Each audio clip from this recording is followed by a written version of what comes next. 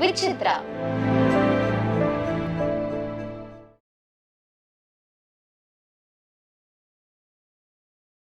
இளையராஜா பொறுத்த வரைக்கும் எல்லாமே நோட்ஸ் எழுதி தான் கொடுத்துருவாரு. 100% சார். நீங்கள் நோட்ஸ் எழுதுவீங்களா? இல்லை நோட்ஸ் எழுத முடியும் சார். பட் நம்ம என்ன பண்ண இப்போ ஒரு வயலின் இருக்குன்னு வச்சுக்கோங்க. இப்போ நான் ப்ரெசென்ட்ல சொல்கிறேன். இப்போ இதுக்கு முன்னால் ஒரு 5 வருஷத்துக்கு முன்னாலலாம் பிரச்சனை இல்லை. நீங்கள் சொன்ன மாதிரி எழுதுவோம்.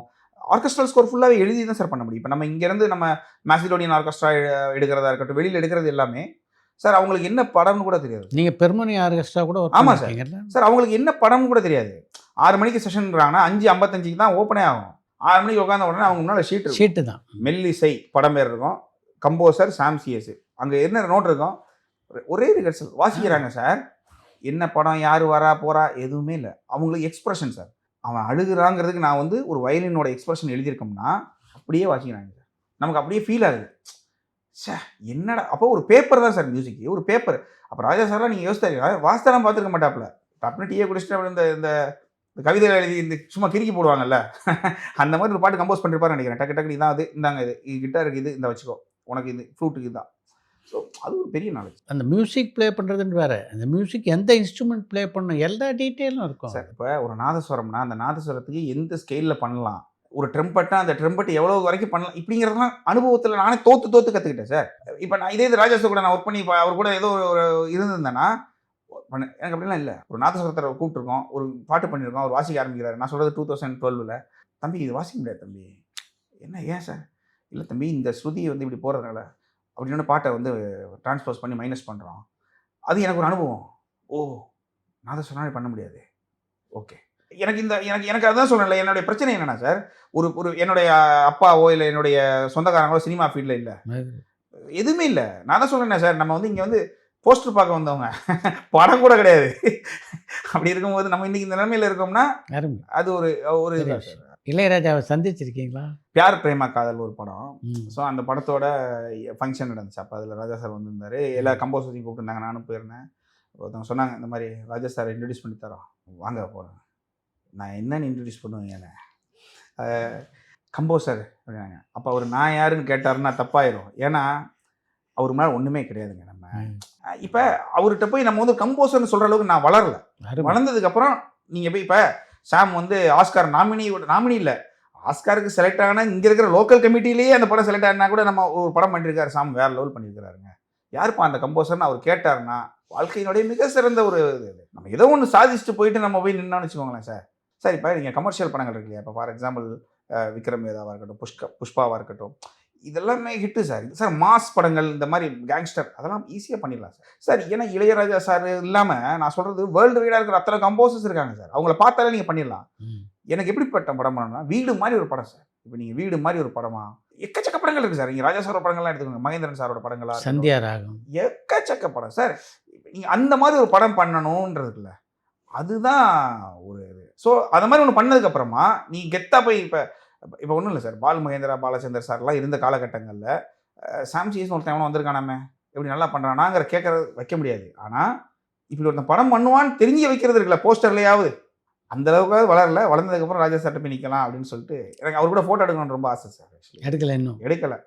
எடுக்கணும் சார். ஒரு நாள் அதாவது ஏதாவது பண்ணிட்டு போய் எடுப்போம். புரியாத பேர் பண்ணும்போது விஜய் சேதுபதியோட இன்டராக்ட் பண்ணக்கூடிய வாய்ப்பு அமைஞ்சு கட்டாயமா சார். அவர் நம்ம ஸ்டுடியோ வருவார்.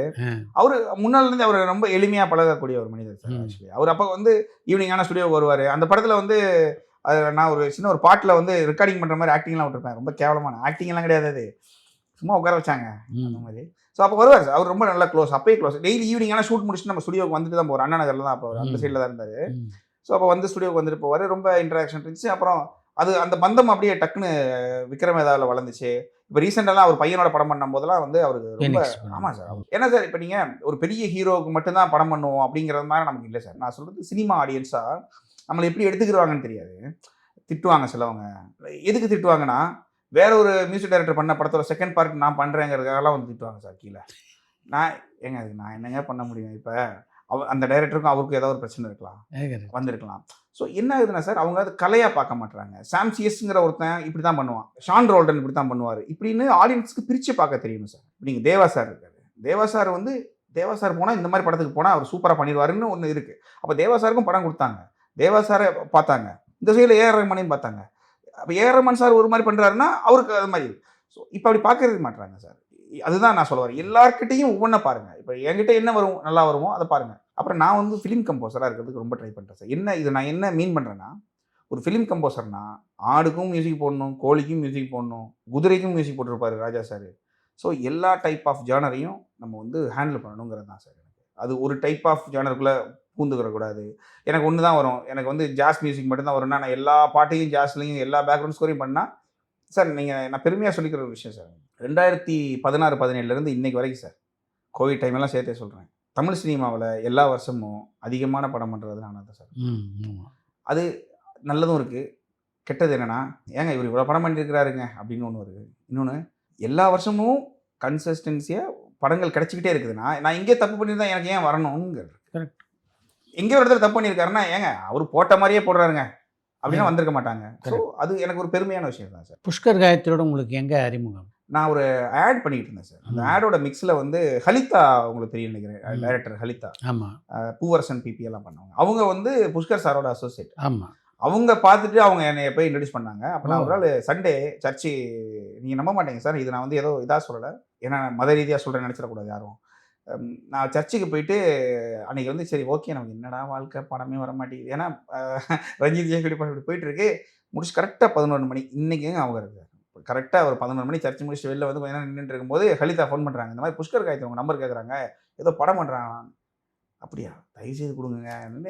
என்ன படம்னு கேட்டால், இந்த மாதிரி மாதவன் விஜய் சேதுபதி 2 பேர் பண்ணுறாங்க. அட்டா பாருங்களா, என்னடா இது, பயங்கர ஆச்சரியமாக இருந்துச்சு. அப்போ நான் முடிவு பண்ணேன் சார், அந்த படம் ஒருவேளை கடவுள்னு புண்ணியத்தில் நமக்கு வந்துருச்சுன்னா, உனக்கு இந்த மாதிரி வாழ்க்கையில் இன்னொரு வாய்ப்பு வராது. இதில் நீ தோத்தைனா இந்த உலகத்தில் நீ யாருன்னே எவனுக்கும் தெரிய போதில்ல, இதுதான் உனக்கு கிடைச்ச வாய்ப்புடா.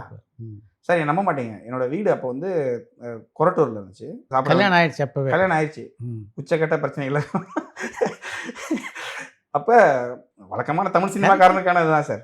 சின்ன ரூம் சார். ஆக்சுவலி நாங்கள் மியூசிக் ஒர்க் பண்ணது 3 பேர் உட்காந்துருப்போம். அதாவது டபுள் பெட்ரூம் வீடு. அந்த சைடில் வந்து பையனும் ஒய்ஃபு, இந்த சைடில் 3 இது. என்னோட ப்ரோக்ராமர்ஸ் இப்பயும் இருப்பாங்க, ஒனாசிஸ்னு ஒருத்தர், லிஜின். என் கை இப்படி இடிக்கும் அவரை, அதாவது கொஞ்சம் இப்படி எடுத்து நாங்கள் 3 பேர் உட்காந்துருப்போம். உழைப்புன்னு சார். எப்படின்னா, இப்படி ஒன்று போட்டு சார் எப்படி சார் இருக்குது சார், கொஞ்சம் மாற்றி பண்ணலாமா, மாற்றிடுவோம் அவ்வளோதான் சார். அடிச்சா இப்போ ஹிட்டெல்லாம் ஆகக்கூடாது சார், பிளாக் பஸ்டர் ஆகணும். யாரா நான் அப்படின்னு தமிழ்நாடு, கேரளா, கர்நாடகா, ஆந்திரா, ஹிந்தி திரும்பி பார்த்தாங்க சார். சார் நீங்கள் படம் சூப்பர் படம் சார், அதில் எந்த டவுட்டுமே இல்லை. ஆனால் அதுக்கு அடுத்த செகண்டு யாருங்க மியூசிக், கடவுளே போதும், இந்த ஒரு பெரிய அடையாளத்தை கொடுத்த படம். ஏன்னா சார் இப்போ அந்த மாதிரி தான் சார் ஒவ்வொரு படத்தையும் எதிர்பார்க்குறோம், ஒவ்வொரு படமும் பண்ணுறோம். அது விக்ரம் ஏதாவது ஹிட் ஆச்சு, அதனால மியூசிக் பேசப்பட்டுச்சு சார். விக்ரம் ஏதாவது விட நான் நல்ல படம் பண்ணியிருக்கேன் சார், நல்ல மியூசிக் பண்ணியிருக்கேன். ஃபார் எக்ஸாம்பிள் வஞ்சகர் உலகம்னு ஒரு படம் பண்ணேன், படம் ஓடலை. சாணிக்காயுதம்னு ஒரு படம் பண்ணேன் சார். சாணிக்காயுதத்துலலாம் கடைசி அருண் மாதேஷ் படம், படத்தோட கடைசி வரைக்கும் சார் நீங்கள் நம்ப மாட்டீங்க, எந்த இன்ஸ்ட்ருமெண்ட் எதுவுமே தொடலை. எல்லாமே இந்த கப்பு, கிளாஸு, பிளேட்டு, வாயிலே சவுண்டு, இப்படியே பண்ண படம். ட்ரைபல் கைண்ட் ஆஃப் படம் சார் அது. ஏன்னா அவங்க உள்ள இருக்கிற வந்து வெறி வந்து ஒரு ட்ரைபலோட வெறி, கொல்லணுங்கிற வெறி. அப்போ நம்ம அப்படி பண்ணோம். யாருக்கு ஐடியா? டைரக்டரும் அருண் மாதேஸ்வரன் இருந்தார், நானும் சேர்ந்து பண்ணி ஒரு மாதிரி செம்மையாக தான் பண்ணோம் சார். அப்போ நீங்கள் சார் ஒரு கிளைமேக்ஸ் வரைக்கும் வித்தவுட் இன்ஸ்ட்ருமெண்ட்டே உங்களுக்கு போய் எப்படி சார் பண்ண முடியும், நீங்கள் சொல்லுங்கள் பார்ப்போம். வேற லெவல். எல்லாருமே சொல்லுவாங்க டைரக்டர்ஸ்லாம், சாம் அதை பார்த்தா நாங்கள் கதை எழுதிட்டு இருக்கோம், ஓஎஸ்டியை பார்த்து. ஸோ என்னென்ன சார், நம்ம இந்த மாதிரி ஒன்று இருக்குல்ல சார், இந்த வெறி எல்லா படத்துக்கும் இருக்குது. எப்படி விக்ரமேதாவில் இருந்துச்சோ அது இன்னைக்கு இருந்துகிட்டு தான் இருக்குது. ஜெயிச்சா இங்கே பேசுவாங்க சார், தோத்தா கண்டுக்கிற மாட்டாங்க, அவ்வளோதான். நான் அதை புரிஞ்சுக்கிட்டேன் சார். அது அப்புறம் இப்போ சில படங்கள் இருக்கும் சார், இந்த படம்லாம் சாமி எதுக்கு எடுத்தீங்க, ஓடவே இல்லை, எதுக்கு எடுத்தீங்க. நான் என்ன யோசிச்சு பண்ணேன் சார், இப்போ இந்த ஒரு படத்தில், காதல் படத்தில் சொன்ன மாதிரி, முதல்ல சீஃப் மினிஸ்டர், அப்புறம் முதலமைச்சர், இப்படி கடைசியில் ஜனாதிபதி, அந்த நமக்கு அதெல்லாம் இல்லை சார். நம்ம வந்து இப்போ நீங்கள் இருக்கீங்க, ஒரு பழக்கம், நமக்குள்ளே ஒரு 15 வருஷம் பழக்கம். நீங்கள் வந்து ஒரு படம் பண்ணுறீங்கன்னு சொல்லும் போது என்னுடைய இமேஜ் போயிடும் அப்படிலாம் இல்லை சார். நீங்கள் அப்படி பார்த்தீங்கன்னா ராஜா சார் நிறைய படம் பண்ணியிருக்கவே கூடாது. இங்கே என்னென்ன சார், கலை தானே சார், ஒரு 4 பாட்டு, அதனால உங்களோட இமேஜ் போய் எனக்கு ஒரு பெரிய படம் வரலன்னா பரவாயில்ல விடுங்க. சின்ன படமாகவே இப்போ பெரிய படம் ஒரு படம் பண்ணலாம், அதுக்கு ஈக்குவல் பண்ணணும்னு நான் வந்து 5 சின்ன படம் பண்ணணும், பரவாயில்ல 5 படம் வந்துட்டு போகலாங்கிற ஒரு மனநிலை தான் சார். ஆனால் குவாலிட்டி ஆஃப் மியூசிக் சேம் தான் சார். நீங்கள் நம்ப மாட்டீங்க, சினிஷ் என்னோட ஃப்ரெண்டு சார், ஆக்சுவலி பார்க்கிங் படத்தோடைய ப்ரொடியூசர். அவர் எனக்கு ஃப்ரெண்டு. அந்த படத்துக்கு நான் வாங்கின பணம்லாம் ரொம்ப கம்மி, அது அவருக்கும் தெரியும். நண்பனாக பண்ணேன் சார். ஆனால் இந்த கண்டென்ட்டுக்காக பண்ணேன். பார்க்கிங்கிறது கண்டென்ட் எனக்கு அது. ஸோ ஒரு படத்தில் எம்எஸ் பாஸ்கர் பிரிச்சிருப்பாப்புல ஒரு ஈகோ. அப்போ இதில் நம்ம என்ன பண்ண போகிறோம், மியூசிக்கு சும்மா ஏறாதானே அவங்களுக்கு அப்படிலாம் கிடையாது. மியூசிக் வந்து சார் அந்த படத்தில் மியூசிக் அப்படியும் பண்ணலாம், ரொம்ப யதார்த்தமாக நார்மலாகவும் பண்ணலாம். நான் பண்ணது எப்படி இருந்துச்சுன்னா, இப்போ கொஞ்ச நேரத்துல கத்தி எடுத்து குத்திருவாப்புல அப்படிங்கிற மாரி. ஆமா. அது தியேட்ரிக்கல் எக்ஸ்பீரியன்ஸ் சார். நான் அத வந்து இத ஓகே பண்ண வைக்கிறதுக்கு நான் பட்ட பாடு இருக்கு பாருங்க. கொஞ்சம் சார் கொஞ்சம் லவுட் மியூசிக் தான் சார் அது. தப்பு தான். எனக்கே தெரியும் சார். ம். சார் தெரியாம பண்ணல நம்ம. ஆனா தியேட்டர்ல உட்கார்ந்து ஒருத்தன் பார்க்கும்போது ஒரு பார்க்கிங்காடா பிரச்சனைன்னு எவனும் சொல்றக்கூடாது. ஏன்டா ஒரு பார்க்கிங் தான்டா, அத வெளில பண்ணிக்கோங்கடா. ஐய்யயோ! பார்க்கிங் பிரச்சனையால கத்திய எடுத்து குத்துற அளவுக்கு போயிருவாங்களா? அப்படின்னு ஒண்ணு கிரியேட் பண்ணணும்னா நீங்க அந்த ப்ளே. ஸோ எதுக்கு இத சொல்றேன்னா சார், இப்போ ஒருவேள அந்த பார்க்கிங் படம் எனக்கு வந்து சின்ன படம் அப்படின்னு நான் பண்ணாம இருந்திருந்தா, அந்த படத்த நேஷனல் அவார்டு வாங்குது. அதுல ஒரு சந்தோஷம் இருக்குல்ல சார். ஸோ சின்ன படம், பெரிய படம்லாம் இல்ல சார். ஜெயிக்கிற படம், ஜெயிக்காத படம், தோக்குற படம்னு கூட சொல்லக்கூடாது. இப்ப விக்ரம் வேதாவ பொறுத்தவரைக்கும் படத்த பார்க்காமயே பின்னணி இசையெல்லாம் ஆரம்பிச்சிட்டீங்கன்னாங்க. ஆமா சார். அது எப்படி அது? சார் அது என்னன்னா, நான் வந்து ஆடியோ புக் பண்ணி எனக்கு பழக்கம் சார். எனக்கு ஓ! கல்கியோட நாவல்லாம் எடுத்து அந்த டைமிங்ல ஆடியோ புக் பண்ணலாம் அப்படின்னு சொல்லி. ஏன்னா சார் இப்ப மெல்லிசை வந்துச்சு. ஓ! இடையில பெரிய வேலை இல்ல. ஒண்ணுமே இல்லையே, வேலையே இல்லையே. வேலை இல்ல, என்ன பண்ணலாம்னு சொல்லிட்டு மோகினி தீவு படிச்சிருப்பீங்கன்னு நினைக்கிறேன். ஆமா. கல்கியோட. ஆமா. மோகினி தீவு வந்து என்ன பண்ணலாம்? சரி ஓகே. ஒரு கப்பல் வருது, பர்மாலேருந்து வருது. இப்படி அந்த அந்த கதைய அப்படியே நான் என்ன பண்றேன்னா, நானே வேற வேற வாய்ஸ்ல பேசி ஓ! பேக்ரவுண்ட் ஸ்கோர் ஒண்ணு பண்றேன். ம். அத படிச்சு அந்த புக்க ஏன்னா ஒருத்தன் கண்ண மூடி அந்த படத்த கேட்டா படம் பார்க்குற மாரியே இருக்கணும் சார். மியூசிக்கோட ஒண்ணு பண்ணலாம்னு சொல்லிட்டு ஆடியோ புக் ஒண்ணு பண்றேன். இதுதான் எனக்கு இப்பதான் விக்ரம் வேதா வந்துட்டு இருக்கு வருது. அதுக்கு பண்ணது இதுக்கு அப்படியே பண்ணுவோமே அப்படின்னு சொல்லிட்டு அந்த ஸ்கிரிப்ட்டுக்கு நான் என்ன பண்ணேன், அருமை. சீன் குடுத்தாங்க. சார் இந்த சீன் எவ்வளோ நேரம் வரும் சார்? 1 1/2 நிமிஷம் வரும். 1 1/2 நிமிஷம். Okay sir. அவர் வந்து வடை எடுத்துட்டு போறாரு. வடைங்கிறதெல்லாம் அப்ப கிடையாது சார். உள்ள என்ட்ரி ஆகுறாருன்னு தான் இருந்துச்சு. வடை வந்து ஸ்பாட்ல வந்தது தான். அப்ப அவர் நடக்குறாருன்னு உடனே நான் என்ன சொன்னேன், மாஸா ஒரு மியூசிக் நான் முன்னாடியே குடுத்துறேன் அப்படின்னு சொல்லிட்டு, சார் இந்த கதை எப்படி ஆரம்பிச்சிருக்குன்னா, தனனனனனனா எல்லாரும் சொல்றாங்கல்ல மாஸ் மியூசிக். அது மாஸே கிடையாது சார். ம். அந்த படம் நான் எப்படி பார்த்தேன்னா, லீனியரா பார்த்தேன். இந்த பிரச்சனை எங்க தொடங்குச்சு? ஒருத்தன் எங்க டான் ஆனான்? ம். அவன் பசங்க 2 பேர் விளையாட போவாங்க. போற இடத்துல அந்த பையனுக்கு இந்த கம்பி எடுத்து குத்திருவாங்க. அதுல இதானவன் போய் அவங்கள கேட்டு சண்டை வந்து பெருசாகுது. ஸோ இவனுங்க அந்த பசங்க விளையாட போகும்போது ஒரு பாட்டு போட்டிருப்பேன் சார். காக்கா கரஞ்சதுமே அதாங்க. ஓடி மூலிச்சிரிச்சா. இது பசங்களோட ஃபீலு. இதுதான் அவன பிக ரவுடி ஆயிடுச்சுன்னு சொல்லி அதை அப்படியே நான் என்ன பண்ணிருப்பேன்னா, ஃபர்ஸ்ட்ல வந்துருவாடா. லீனியரா அது லேட்டரா தான் வரும். அப்போ என்ன ஆகுனா மாசு. ஸோ இதெல்லாம் இருக்குல்ல சார், இது வந்து சும்மா நீங்க படத்தை பார்த்துட்டு ஒன்று போடுறேன்னா வராது சார். அது ஸ்கிரிப்டுக்கு ஒர்க் பண்ணும்போதுல இங்க வருது. அப்போ இந்த மியூசிக் அப்படி இங்க போடலாம் இப்படின்னு அப்படி பண்ணது சார். அந்த படத்துக்கு நிறைய சீன்ஸுக்கு வந்து மியூசிக் வச்சு தான் அவங்க ஷூட்டே பண்ணாங்க. ஓ! அடங்கமுரு கூட அப்படிதான் சார். அடங்கமுருன்னு ஒரு படம் பண்ணாங்க. ஆமா. அதெல்லாம் நிறைய படம் சார். நிறைய படம். ஷாஜி கைலாஸ் சார் தெரியுங்களா சார்? ஆமா. வரவுன்னு ஒரு படம் பண்ணிட்டு இருக்கேன். நம்ம கேரளாவில் ஜோஜி சார்ஜ் நடிக்கிறார். ம். அந்த படத்துக்குமே தீம்ஸ் எல்லாமே கொடுத்துட்டேன் சார். ஓ! இப்போ தீம் கொடுக்கும்போது என்ன சார், ஒரு கேமராமேன், டைரக்டர் எல்லாருமே என்ன பண்றாங்கன்னா, அந்த மியூசிக்கு கீழே ஒரு உலகத்துக்குள்ள வந்துடுறாங்க சார். ம். அப்போ என்ன ஆகுதுன்னா, அவங்க ஷூட் பண்ணும்போது ஓகே இப்படி போகலாம் இப்படின்னு அவங்களுக்குள்ள ஒரு ஐடியா வருது. ஒரு கலர் பேட்டர்ன் அவங்களுக்குள்ள கிரியேட் ஆகுது. ம். 2 பேரோட மனசு இருக்குல்ல சார், அதை ஒரு மியூசிக் வந்து ஒன்னாக்கிறோங்கிறது என்னுடைய கான்செப்ட் சார். டைரக்டர் அதனால டைரக்டருக்கு வந்து முன்னாலே நீங்க மியூசிக் கொடுத்தீங்கன்னா ம். பிரிச்சிருவாங்க சார் சீனை. உண்மை. ஆனா பின்னாலே கொடுக்க மாட்டாங்க. எப்படி முன்னால கொடுப்பாங்கங்கிற ஒரு பிரச்சனைகள் இருக்கு. இன்னொரு பிரச்சனை ப்ளஸ் என்ன தெரியுமா சார், முன்னால கொடுக்கறதுனால இப்போ நான் கொடுத்த தீம் எல்லாம் அவங்ககிட்ட இருக்கு. எடிட் பண்ணும்போது அதை போட்டு எடிட் பண்ணுவாங்க. ஸோ அவங்களுக்கு டைல்யூட் ஆகாது. அவங்களோட எமோஷன்ஸ் வேற ரெஃபரன்ஸ் மியூசிக் போடுறதுனால வந்து சாம்பார் மாதிரி ஆகாது. நடக்கிறதுக்கு ஒரு மியூசிக், உட்கார்றதுக்கு ஒரு மியூசிக், அப்படி ஆகாது. ஸோ ஒரே ஒரு பேட்டர்னில் இருக்கும். ஸோ நம்ம அதை எலிவேட் பண்ணுவோம் அதுக்கு அடுத்ததில். அது நல்ல ப்ராசஸ் சார். அது ஆக்சுவலி சரியான ப்ராசஸ். மகாவதார் நரசிம்மான்னு ஒரு படம் பண்ணேன். இந்தியாவில் மிகப்பெரிய ஹிட். அந்த படம்லாம் நீங்கள் ஒர்க் பண்ணுறது சும்மா ஏதோ நம்ம வந்து ஏனோதானாலும் வாய்ப்பே கிடையாது சார். ஏன்னா அது அனிமேஷன் படம், ஏஐ படம் கிடையாது. அனிமேஷன். இப்போ ஒன்றுமே இல்லை சார். இப்போ நீங்கள் அனிமேஷன் பண்ணால் எதுக்கு பண்ணுவீங்க? கேமரா கிடையாது ஒன்று. அப்போ ஒரு மியூசிக் தேவைப்படுதா உங்களுக்கு? டாம் அண்ட் ஜெர்ரி போகுதுன்னா இப்போ ஓடுது, கீழே உள்ள போகுது இப்படின்னு ஒன்று மியூசிக் பண்ணி கொடுத்தாதான் அவங்க அதுக்கு அனிமேட் பண்ணுவாங்க. இது முதல்ல நீங்க மியூசிக் கொடுத்துட்டு அவங்க அனிமேட் பண்ணாங்க. ஆமா சார். அவர் வந்து ஒரு டிராயிங் மாதிரி ஒன்று கொடுப்பாரு. டிராயிங் ஒன்று கொடுத்தாருன்னா அது இப்படி வரப்போகுதா சார், இது எவ்வளோ நேரம் வரப்போகுது, ஓகே இதுக்கு ஒரு மியூசிக் நம்ம கொடுப்போம். இதுக்கு அவங்க போய் லைட்டாக வந்து ஒரு ப்ரீவியஸ் மாதிரி ஒன்று போடுவாங்க. அருமை. திரும்ப நமக்கு வரும். அதை நான் திரும்ப டெவலப் பண்ணி கொடுப்பேன். திரும்ப அதை போய் வச்சு மியூசிக் வச்சு தான் எடிட்டே பண்ணுவாங்க சார். அதான் சொல்கிறேன் சார். அதெல்லாம் நல்லா இல்லைங்க, அந்த ஏதோ இன்னும் கொஞ்சம் பண்ணியிருக்கலாம் அப்படின்னு சொல்கிற அந்த வேர்டு இருக்குல்ல சார், அதுக்கு பின்னால் அவ்வளோ உழைப்பு இருக்கும். ஏன்னா அந்த மாதிரி படங்கள் சும்மா பண்ண முடியாது சார். அதுவும் ஆர்கெஸ்ட்ரல் ஸ்கோர் சார். அந்த படம் நீங்கள் பார்த்துருப்பீங்க, ஃபுல் ஆர்கெஸ்ட்ரல் ஸ்கோர். ஹிந்திலலாம் பெரிய ஹிட் சார். நீங்கள் ஹிந்திலலாம் இப்போ த்ரூஅவுட் இந்தியா பெரிய ஹிட் சார். நீங்கள் இப்போ அங்கெல்லாம் போனோம்னா எப்படி தெரியுமில்ல, இப்போ நீங்கள் சாம் சிஎஸ் அதெல்லாம் தெரியாது. மகாவதார் நரஸ் இப்படி ஆயிடுச்சு சார். நமக்கு அவ்வளோ மதிப்பு ஆகுது சார். நீங்கள் நம்மளுடைய முகம் இல்லை, நம்மளுடைய பேர் கிடையாது சார், இசை தான் சார். அதில் ஒரு பெருமை இருக்குல்ல சார். என்னப்ப நல்லவான்னு ஒரு பாட்டு போட்டேன் சார், பகாசுரன் படத்தில். என்னப்ப நல்லவா அந்த பாட்டு நல்லா இருக்குன்னு கண்ணீர் விட்டு போஸ்ட் போடுவாங்க. நிறைய அந்த மாதிரி நடக்கும் சார். ஆனால் அது நம்மளுடைய பாட்டுன்னே தெரியாத மாதிரி இருக்கும். அதில் ஒரு மறைமுகமான சந்தோஷம் இருக்கும் சார். நீங்கள் இப்போ என் பாட்டு என்ன யாருன்னே தெரியாதுன்னு வச்சுக்கோங்க, இன்டர்வியூ எடுத்துக்கிட்டு இருக்கீங்க, உங்களோட ரிங்டோன் ஒரு வேளை என்னடா இருந்துச்சுன்னா, நீங்க சாம்சியஸ்க்காக நீங்க அந்த ரிங்டோன் வைக்கல. அந்த டிசைன் நல்லா இருக்குன்னு வச்சிருக்கீங்கிறதுல ஒரு ஒரு ஒரு ஒரு குருட்டு சந்தோஷம் இருக்கு சார். அது நீங்க வந்து மேடைக்காக சொல்றது இல்ல. அதுல ஒரு ஃபீல் இருக்கும். அது வேற லெவல் ஃபீல் சார். அந்த மாதிரி எனக்கு இப்ப ஹிந்தியில பயங்கர ஒரு இது இருக்கு சார். ஸோ இந்த மாதிரி படங்களுக்கெல்லாம் சார் முன்னாலே மியூசிக் குடுத்து தான் ஆகணும். ஸோ அது நமக்கு நல்லது தான். நான் அதனால என்ன பண்றேன் சார், கதையை கேட்குறேன் உடனே இமிடியேட்டா என்ன பண்றேன்னா, ஒரு 4 தீம் அது உங்களுக்கு முதல்ல பண்ணிடுவோம். தீம் சில சீன்ஸ்ல ரொம்ப இம்பார்ட்டன்ட் சீனா இருக்கும் சார். நம்ம மெல்லிசையிலே பார்த்தீங்கன்னா, அந்த மழை ரெட் ரெயின்னு ஒரு சீன் இருக்கும். விஜய் சேதுபதி கோட்டு போட்டிருப்பாப்புல, அது நனைஞ்சு தண்ணியா போகும். அதெல்லாம் நான் வந்து இன்செப்ஷன் படத்தோட ஒரு சீக்வன்ஸ் இருக்கும். அதை எடுத்து வச்சு நான் அதுக்கு மியூசிக் பண்ணி, அதை ரஞ்சித்துக்கு கொடுத்து, ரஞ்சித் இதை மாதிரி பண்ணுங்க அப்படின்னு சொல்லிட்டு கொடுத்தோம். ஸோ அவங்க அதை வச்சு தான் ஷூட் பண்ணாங்க. ஸோ அப்போ பயங்கர ஒரு கூஸ் பம்ப்ஸ் மூமெண்ட்டாக இருக்கும் சார். நீங்கள் ஹெட்ஃபோன்ஸ் மட்டும் போடுங்க, நீங்களோட டைரக்டரும் கேமராமேனும் போட்டுட்டு அந்த மியூசிக் போயிட்டு அவங்கள நடக்க விடுங்க. நீங்கள் கட் சொல்ல மாட்டீங்க. ஏன்னா உங்களுக்கு இன்னும் கொஞ்சம் போகலான்னு தோணும். உங்களோட மைண்டில் ஒரு ஒரு ஒரு ஒரு ஒரு தேட்ரிக்கல் மூடு வரும், ஒரு ஃபீல் கிரியேட் ஆகும். 100% சார். இல்லைன்னா நீங்கள் என்ன பண்ணுவீங்கன்னா, நல்லா முடிஞ்சிருச்சு ஷார்ட், அங்கே லைட்டு போட்டு காட்டு அப்படின்றீங்க. கரெக்ட். நீங்கள் ஆடியன்ஸ் பாயிண்ட் ஆஃப் வியூவில் ஒரு மியூசிக் படமாக பண்ணுறீங்கன்னா ஒரு டைரக்டர் இந்த மாதிரி பண்ணும்போது கொஞ்சம் நல்லா இருக்கும்னு தோணுது சார். நீங்கள் தமிழை தாண்டி தெலுங்கு, மலையாளம், கன்னடம், ஹிந்தின்னு பல மொழி பண்ணியிருக்கீங்க.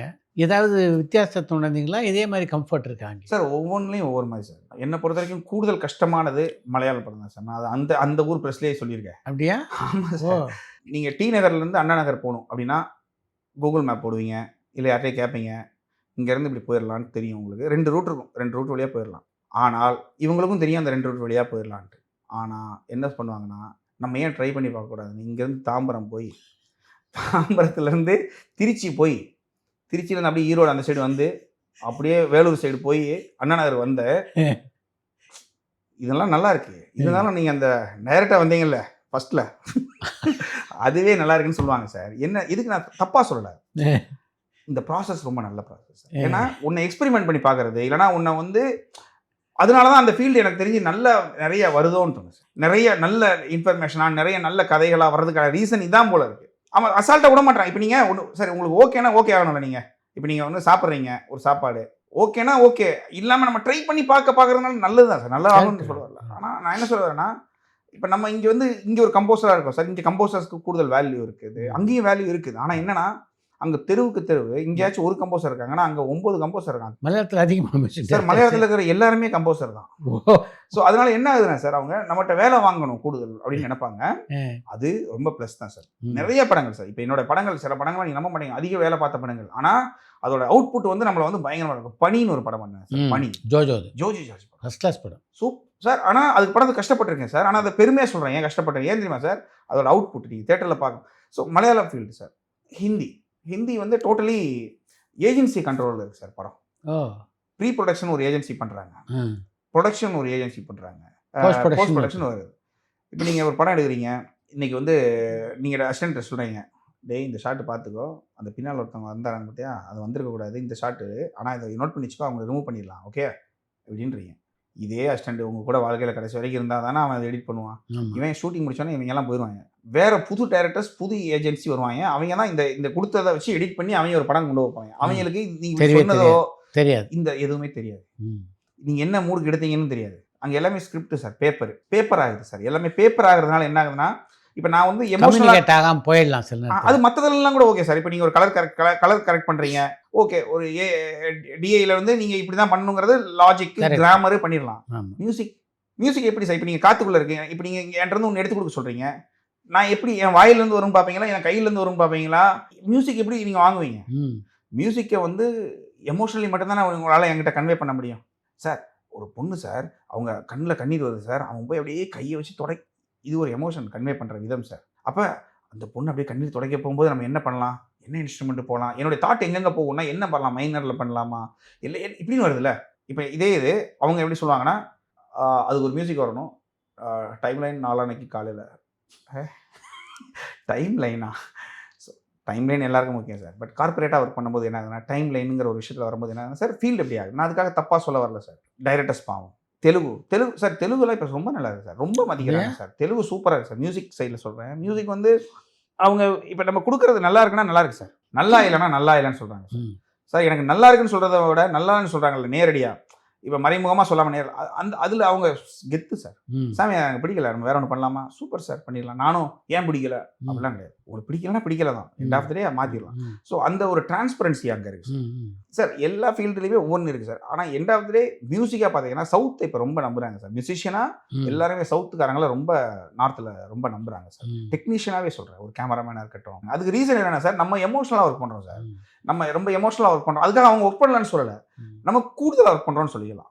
நம்ம இப்போ ஒரு படம் எடுக்கிறீங்க நீங்கள், காசுக்காக மட்டும்தான் கிடையவே கிடையாது. காசு பேசுவோம், பணம் பேசுவோம். ஆனால் ஒன்ஸ் உள்ளே வந்ததுக்கப்புறம் நம்ம அதுக்குள்ளே ஒரு ஜென்யூனாக ஒரு ஒரு எமோஷனை உள்ளே போடுறோம். ஒரு ஃபீல்டு ஒரு மாதிரி சார். பட் இப்போ நம்ம ஃபாரின் படங்களும் நான் நிறையா பண்ணிட்டு இருக்கேன் சார். ஆமாம், ஒரு வியட்நாமிஸ் படம் கூட பண்ணி படம், பெட்ரு ஆமாம் லைன் படம். ஆமாம், வேற லாங்குவேஜில் தான் வருது சார். அந்த லாங்குவேஜ் பார்த்தா பயமாக இருக்குது சார். அவங்க எப்படி நம்ம இப்போ மலாய் படம் நம்ம கைதியோட இது ரீமேக் ஒன்று பண்ணி கொரியன் படம் ஒரு படம் பண்ணிட்டு இருக்கேன் சார். அது இன்னும் அனௌன்ஸ்மெண்ட் இன்னும் தான் லேட்டர் ஆகிட்டே இருக்காது. பட் அது வரும் சார். பல இசையமைப்பாளர்கள் இசையமைத்த படங்களுக்கு நீங்கள் பின்னணி இசையமைச்சிருக்கீங்க. அந்த மாதிரி சந்தர்ப்பங்கள் அந்த இசையமைப்பாளர்கள் உங்ககிட்ட கூப்பிட்டு பேசுவாங்களா, இல்லை? முதல் கால் நான் அவங்களுக்கு அடிப்பேன். பட் அதில் என்ன சிக்கல் வருதுண்ணா சார், ஆக்சுவலி எப்படி இருந்தது பாலாவோட பணியாற்றிய அனுபவம்ங்க? பயங்கர இந்த ஸ்கூல் ஹெட் மாஸ்டர் அப்படி தான் இருந்தது. சண்டை போடுவார் அப்படிங்கலாம் கேள்விப்பட்டேன். ஸோ கைதி வந்த உடனே எனக்கு பயங்கரமான ஐடியாஸ் டப்பு டப்பு டப்பு டப்புன்னு வந்துச்சு சார். ஐடியா ஒரு மியூசிக் லாரியோட சவுண்டு வச்சே பண்ணலாம். ஐடியாஸின் உச்சத்தில் படம் ஷூட் போகிறதுக்கு முன்னாலேயே லோகேஷ் என்ன பண்ணாருன்னா,